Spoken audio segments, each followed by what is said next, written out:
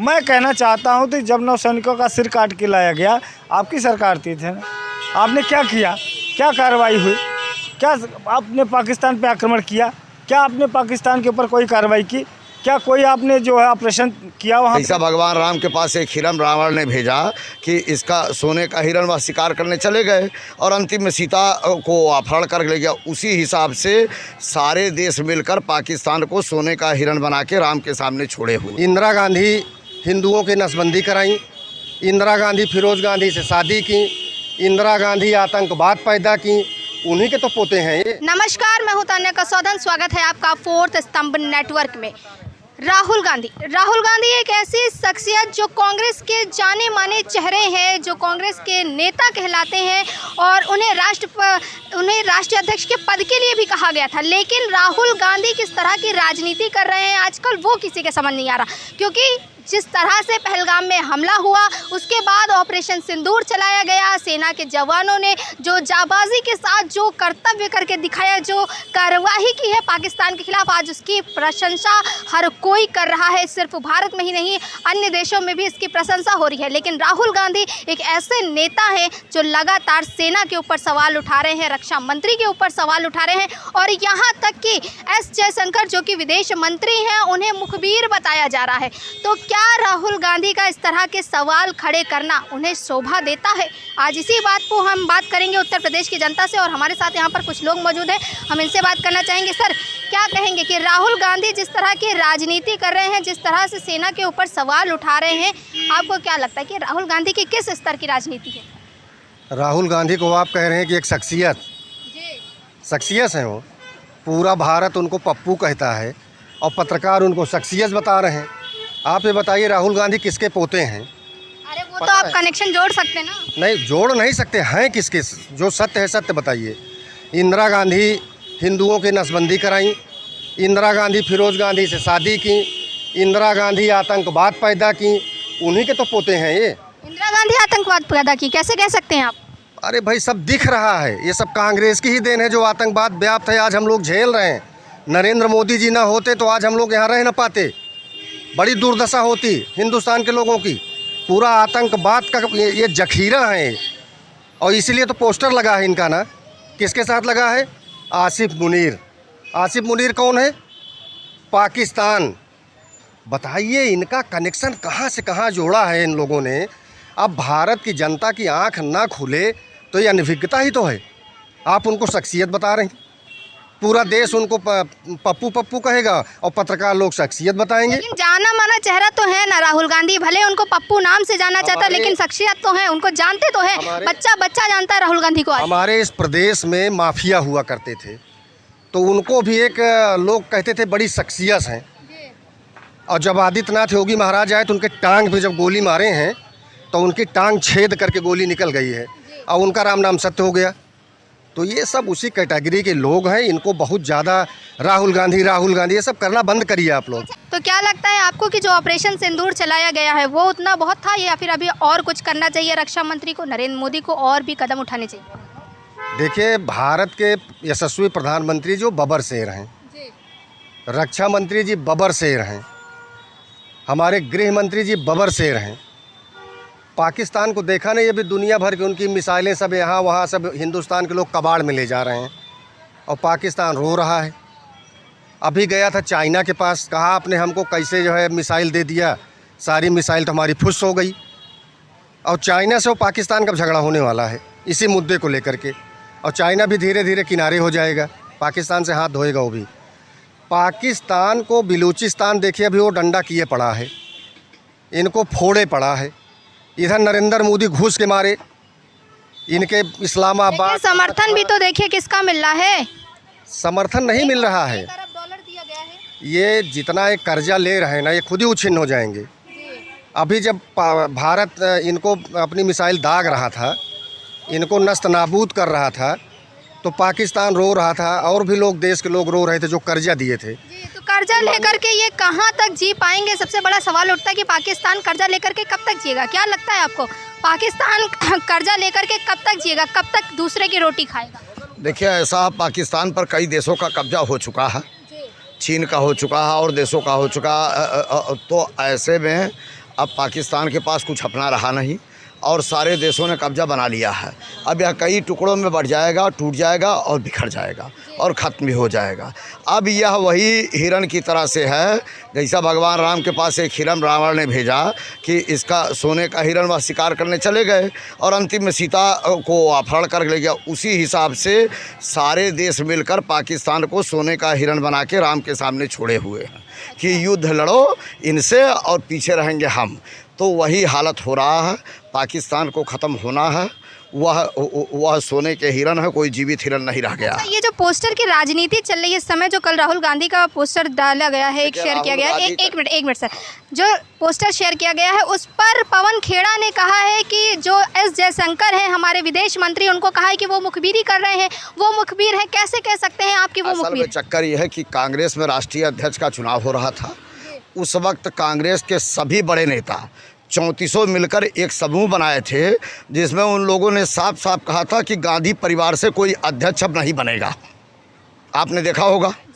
तो ऐसे में गांधी परिवार को ही कांग्रेस अध्यक्ष पद से हटाना चाहती थी और हटा ले गई। तब ये जाके जब शशि थरूर बनने वाले थे तब ये जाके खड़गे को बुला के ले आए और ज़बरदस्ती इन्होंने बैठा दिया, अपना एक मोहरा बना के, जैसे मनमोहन सिंह को बैठाया था। तो ऐसा मोहरे से काम नहीं चलना है, खुद अपने अंदर एक जज्बा और जज्बात लाना पड़ेगा। लेकिन ये मुखबिरी वाली बात जो आई है, मुखबिरी वाली बात जो आई है, विदेश मंत्री को मुखबिर क्यों कहा जा रहा है कांग्रेस की तरफ? विदेश मंत्री को मुखबिर क्यों कहा जा रहा है उसका भी एक तर्क है।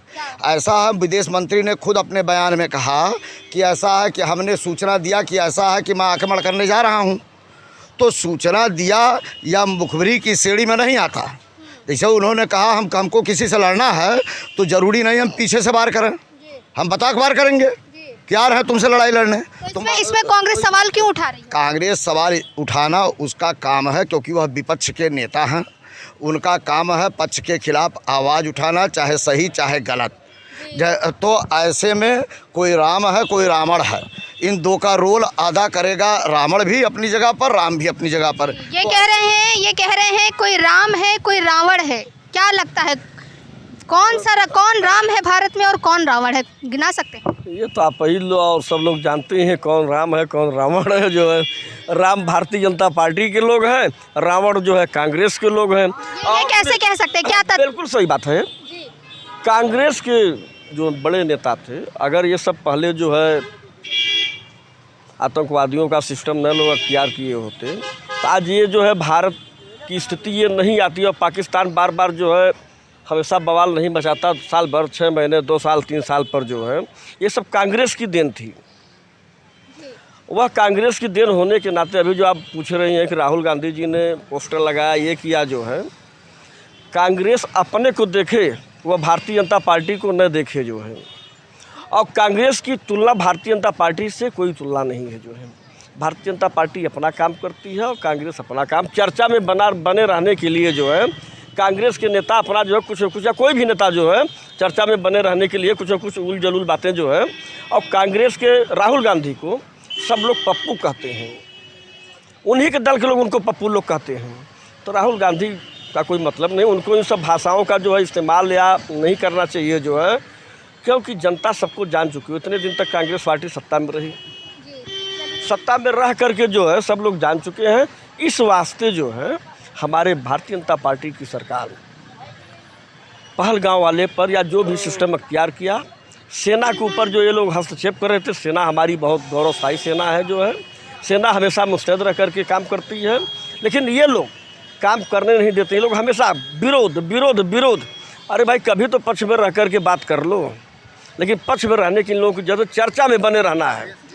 देश हित में कभी। चलिए आगे बात करते हैं हम। आप क्या कहना चाहेंगे कि जिस तरह से एक पोस्टर जारी किया गया है जिसमें आधा चेहरा आपको दिखेगा कि असीम मुनीर का है, आधा चेहरा राहुल गांधी का है, तो क्या मंशा थी बीजेपी की जो ये पोस्टर जारी किया गया? क्या बताना चाहती है बीजेपी? बड़े दुख की बात है कि अगर जो देश पे मतलब कोई इस तरह की विपदा आती है, ये आतंकवाद के खिलाफ लड़ाई है, ना तो पार्टी की लड़ाई है।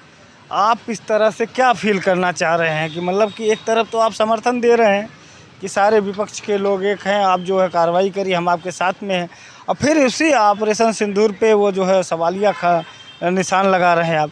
तो इसका मतलब क्या है कि आप किस तरह के लोग हैं, आप किस तरह की बात करते हैं, देश हित की बात करते हैं, इसका क्या मैसेज जाएगा अन्य देशों में। आप जो है पूरी तरह से लड़खड़ा गए, पूरी आपकी ज़बान ही नहीं काम कर रही, क्या करना है क्या नहीं करना है। पवन खेड़ा कह रहे हैं कि अमित मालवीय को कह रहे हैं कि औकात में रहें, औकात तक की बात आ गई है। राजनीति में इस तरह के शब्द यूज़ करना कैसा है? ये सब गलत बात है। इस तरह से ये राजनीति थोड़ी कर रहे हैं। ये तो अपने सत्ता पक्ष और विपक्ष, मतलब विपक्ष चाह रहा है कि मैं कब सत्ता पे काबिज हो जाऊं, चाहे जिस तरीके से साम दाम दंड भेद लगा करके। इनको यही दिख रहा है कि जैसे हम जो 2022 के चुनाव में हमने 37-38 सीटें जीती हैं, उसी तरह का एक माहौल क्रिएट करना चाह रहे हैं। ये जो पोस्टर वार है और तरीके के वार ये कर रहे हैं, ये एक नैरेटिव फैलाना चाह रहे हैं कि भारतीय जनता पार्टी ने कुछ नहीं किया। मैं कहना चाहता हूं कि जब नौसैनिकों का सिर काट के लाया गया, आपकी सरकार थी ना, आपने क्या किया, क्या कार्रवाई हुई, क्या आपने पाकिस्तान पे आक्रमण किया, क्या आपने पाकिस्तान के ऊपर कोई कार्रवाई की, क्या कोई आपने जो है ऑपरेशन किया वहाँ पे? तो जब आपको जनता जान चुकी है, एक बार पहले आप 10 साल रह चुके हैं, तो कहीं फैजाबाद में बम फूट रहा है, कहीं जो है बनारस में फूट रहा है, कहीं अन्य जगहों पर बम फूट रहा है।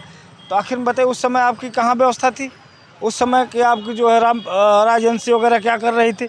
आप किसी के ऊपर सवाल मत उठाइए, आप अपने कर्मों को सुधारिए, तब जनता आपको साथ देगी। इस तरह से नहीं बोलने से आपको साथ देने वाली। तो क्या लगता है कि जो ऑपरेशन सिंदूर चला है, इसका आने वाले समय में जो चुनाव होने वाले उसमें असर देखने को मिलेगा? इसमें असर क्या दिखेगा? जनता तो खुद ही समझ रही कौन राष्ट्रहित की बात कर रहा है, कौन राष्ट्र विरोधी बात कर रहा है। तो जनता के सामने जाएंगे तो जनता खुद बता देगी। आज रक्षा मंत्री लखनऊ में है, क्या कहना चाहेंगे कि रक्षा मंत्री का कल देखा गया कि बहुत भव्य स्वागत हुआ है लखनऊ में। ऑपरेशन सिंदूर के बाद पहली बार आए थे वो यहाँ पर, जिस तरह से भव्य स्वागत किया गया है, क्या लगता है कि जनता रक्षा मंत्री के बीजेपी के सपोर्ट में है? बीजेपी के सपोर्ट की बात नहीं, यहाँ देश की सपोर्ट की बात है। अगर जो रक्षा मंत्री अगर जो कांग्रेस का भी होता, कांग्रेस की सरकार होती और इस तरह से अगर जो होता, तो उसमें जनता उनका भी स्वागत करती, सरकार का स्वागत करती, अपने देश का स्वागत करती। रह गई बात है, इसको अगर राजनीतिक नज़रिए से देखा जा रहा है तो गलत तरीके से है। ये मैं कहना चाह रहा हूँ कि ये पॉलिटिक्स, आप जब तक देश में एक सोच नहीं रखोगे, राष्ट्रवादी सोच नहीं रखोगे, अपने देश को सर्वोपरि नहीं मानोगे, तब तक जो है आप कुछ कर नहीं पाओगे। सत्ता तो भले पा जाओ, सत्ता पा करके यही सब उतपिला की बातें करेंगे, लेकिन रह गई बात, जब तक एक सोच नहीं होगी, एक तरीके के लोग नहीं होंगे, तब तक देश में कुछ होने वाला नहीं है। तो देखा आप सबने कि कैसे उत्तर प्रदेश की जनता ने कांग्रेस को मुंहतोड़ जवाब दिया है कि अगर कांग्रेस सेना पर सवाल उठा रही है तो कांग्रेस को सबसे पहले अपने ऊपर ध्यान देना चाहिए, क्योंकि जब ये सत्ता में थे तब भी इस तरह की हरकतें हुई थी, तब भी आतंकवाद था, तब भी आतंकवादी हमला करते थे, लेकिन तब कांग्रेस के द्वारा क्या कार्रवाई की गई, सबसे बड़ा सवाल उठता है। और अगर असीम मुनीर के साथ राहुल गांधी की फ़ोटो को शेयर किया गया है, उनकी फ़ोटो को जोड़ा गया है, तो ये कहीं ना कहीं जिस तरह से राहुल गांधी लगातार सवाल उठाते रहते हैं सेना के ऊपर, रक्षा मंत्री के ऊपर, बीजेपी सरकार के ऊपर और देश के ऊपर, वो कहीं ना कहीं ये दिखाता है कि ये सिर्फ एक ओछी राजनीति करना चाहते हैं। इनका मकसद कुछ और नहीं, सिर्फ और सिर्फ सरकार को सत्ता से हटाना है। और ये सरकार को सत्ता से हटाने के लिए बहुत कुछ कर जाते हैं, और कभी कभी इतना कुछ कर जाते हैं कि ये खुद गलत साबित हो जाते हैं, जनता इनके विरोध में आ जाती है। और आज यही देखा भी जा रहा है, क्योंकि ऑपरेशन सिंदूर की प्रशंसा सिर्फ भारत में ही नहीं बल्कि पूरी दुनिया में हो रही है, और दुनिया ने देख लिया है कि कैसे भारतीय सेना अब मुंहतोड़ जवाब देना जानती है। वो घर में घुसकर मारती है, और इस बार घर में घुसकर ही मारा गया है। तो कहीं ना कहीं राहुल गांधी का सेना पर सवाल खड़ना जनता को जनता का कहना है कि ये उन्हें शोभा नहीं देता है। तो फिलहाल के लिए इतना ही। तमाम और बड़ी खबरों के लिए देखते रहिए फोर्थ स्तंभ नेटवर्क। कैमरा पर्सन रमन के साथ मैं तान्या कसौधन, लखनऊ।